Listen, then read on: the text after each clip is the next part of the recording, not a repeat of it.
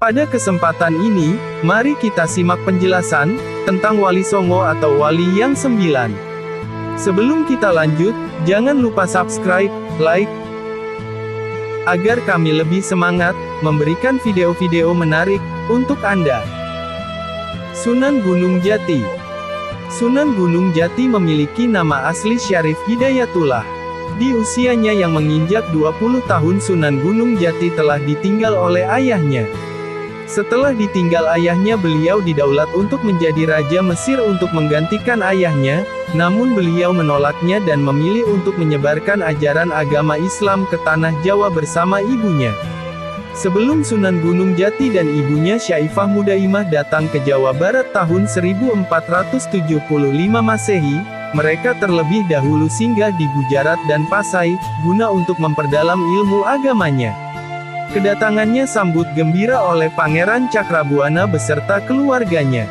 Dalam menyebarkan Islam, Sunan Gunung Jati tidak sendiri, beliau dibantu oleh para wali lainnya, mereka biasanya bermusyawarah di Masjid Demak. Karena pergaulannya dengan para wali dan Sultan Demak, menjadikan Sunan Gunung Jati mendirikan Kesultanan Pakungwati, yang kemudian ia memproklamirkan dirinya sebagai raja dan mendapat gelar sultan.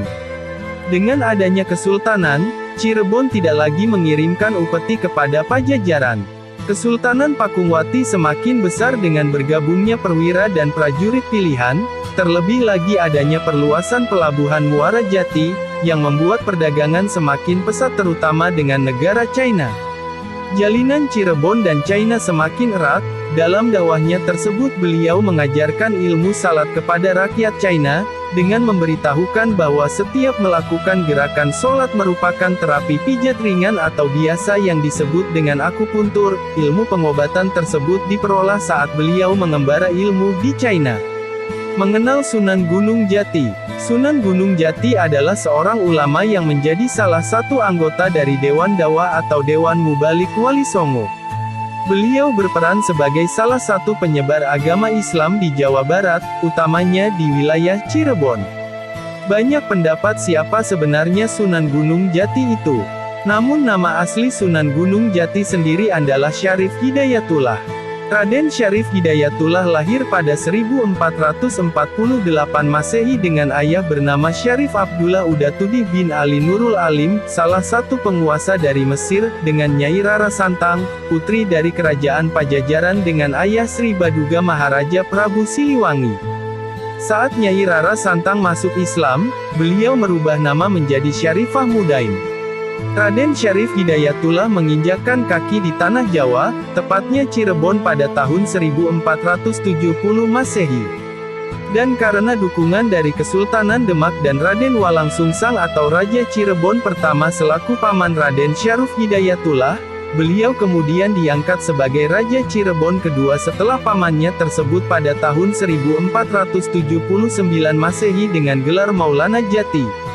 Terdapat beberapa sumber yang menyebutkan bahwa Sunan Gunung Jati adalah Fatahillah atau Falatehan.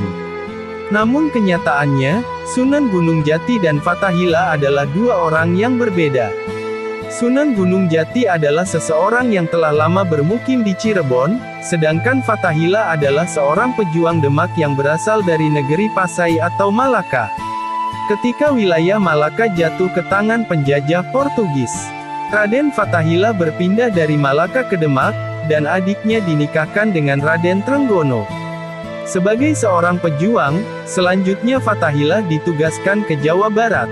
Fatahillah bersama dengan para pengikut Sunan Gunung Jati menyerang Banten dan Sunda Kelapa yang dikuasai oleh Pajajaran.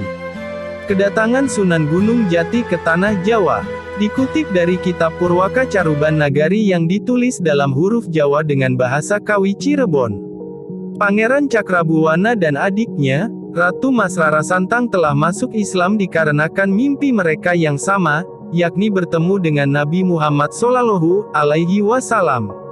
Singkat cerita akhirnya mereka menunaikan ibadah haji bersama. Tak hanya menunaikan rukun Islam kelima, putra dan putri Prabu Siliwangi ini juga menuntut ilmu di salah satu syekh di Makkah. Suatu hari keduanya didatangi oleh utusan dari Sultan Abdullah dari Mesir. Utusan tersebut mengungkapkan bahwa tujuan kedatangannya adalah Sang Sultan ingin melamar Ratu Mas Rara Santang untuk dijadikan istri. Rara Santang pun menerima lamaran tersebut, dan Pangeran Cakrabuana bertindak sebagai wali dalam pernikahan tersebut. Pernikahan Ratu Mas Rara Santang dan Sultan Abdullah dilangsungkan di Mesir dengan cara mazhab Imam Syafi'i. Pangeran Cakrabuana selanjutnya sempat tinggal di Mesir bersama dengan adiknya selama 6 bulan sebelum akhirnya pulang kembali ke tanah Jawa. Nyai Rara Santang hidup bahagia bersama suaminya di negeri Mesir, dan beliau merubah namanya menjadi Syarifah Mudaim. Syarifah Mudaim kemudian mengandung anak pertama mereka dan melahirkan putra pertamanya tersebut di kota Mekah saat melakukan ziarah. Putra mereka kemudian diberi nama Syarif Hidayatullah. Beberapa tahun kemudian, di usia Syarif Hidayatullah yang masih muda, ia ditinggal mati oleh ayahnya, dan membuatnya hanya diasuh oleh ibunya sendiri. Beliau memiliki minat tinggi terhadap ilmu agama dalam usia muda. Dia mulai berguru pada beberapa syekh di wilayah Timur Tengah, dan pada tahun 1470 beliau bersama ibunya berangkat menuju Pulau Jawa untuk mengamalkan ilmunya.